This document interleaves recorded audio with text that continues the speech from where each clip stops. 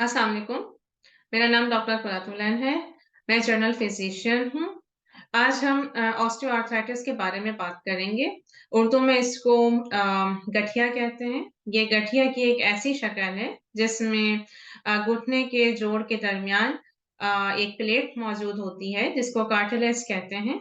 उसके घिसने की वजह से जो आम तौर से आपके दोनों हड्डियों के दरमियान कुशन या तकिया फ़राहम करता है, वो घिस जाता है और जिसकी वजह से हड्डियाँ रगड़ना शुरू हो जाती हैं, उनमें नोकें निकल जाती हैं और इसकी वजह से आपके घुटने की स्किन या चमड़ी के पास सूजन, दर्द, अकड़न या चलने में तकलीफ पेश आती है। ऑस्टियोआर्थराइटिस या गठिया के बारे में कुछ मिसकंसेप्शंस हैं, उस पे भी हम बात करेंगे।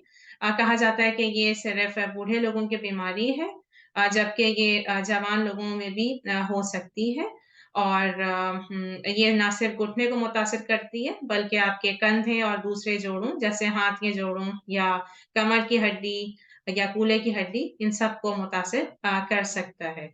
ज़्यादातर ये घुटने को मुतासिर करती है। इसके अलावा ये मर्द और औरतें दोनों में हो सकती है। कुछ खतरे के अवामिल हैं, जिसमें हम आपको बताते चलें, उम्र का बढ़ना एक खतरे के अवामिल में से एक अवामिल है, लेकिन इसके अलावा दूसरे भी रिस्क फैक्टर्स हैं जिसमें जेंट्स का जिसमें औरतें अगर 45 या 45 साल से ज़्यादा है, उनमें ज़्यादा हो सकता है और 45 साल से कम उम्र में मर्दों को मुतासिर करती है। इसी तरीके से वज़न का ज़्यादा होने की वजह से आपके पट्टे का प्रेशर आपके घुटने में पड़ता है, इसकी वजह से भी ये जोड़ जल्दी घिसना शुरू हो जाते हैं और ख़राब होते हैं।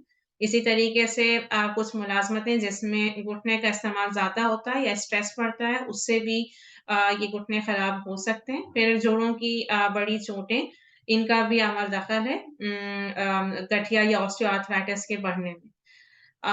इसकी तशख़ीस में कुछ जोड़ के एक्स-रे या कुछ ब्लड टेस्ट करवाए जाते हैं, लेकिन हमेशा ज़रूरी नहीं होते हैं और इसके अलावा इसकी हम इलाज के बारे में बात करेंगे।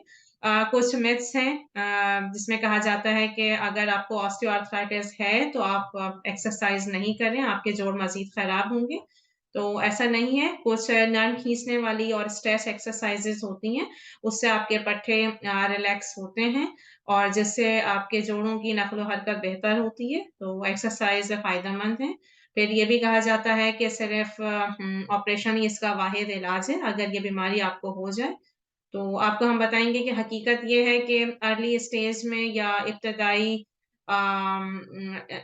अरसे में इस बीमारी पे कंट्रोल किया जा सकता है। किस तरीके से? आप मुतहर्रिक रहें, मोबिलाइज़ रहें और एक्सरसाइज़ और फ़िज़ियोथेरेपी करवाइए अपने फ़िज़ियोथेरेपिस्ट से और डॉक्टर से मशवरा करने के बाद।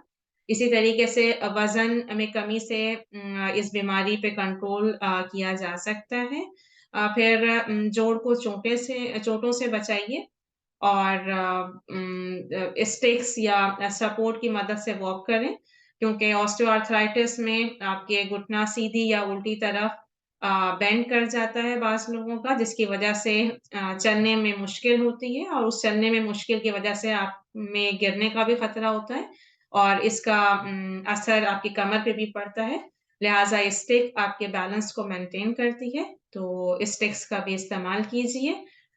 फिर इसी तरीके से कुछ एप्रोप्रिएट या मुनासिब शूज़ आते हैं, उसका इस्तेमाल करें अपने पाँव या जोड़ों के लिहाज़ से और इसके अलावा नी सपोर्ट और ब्रेसेस भी आते हैं। वो आप पहन के चलें, उससे आपको चलने में आसानी होगी और सूजन, दर्द, अकड़न और तकलीफ के लिए कुछ हॉट थेरेपी और कोल्ड थेरेपी आती है, जिसमें पैक्स मौजूद होते हैं, आइस पैक या हॉट पैक के नाम से, वो आप लगा सकते हैं। इससे दर्द में और सूजन में कमी आती है।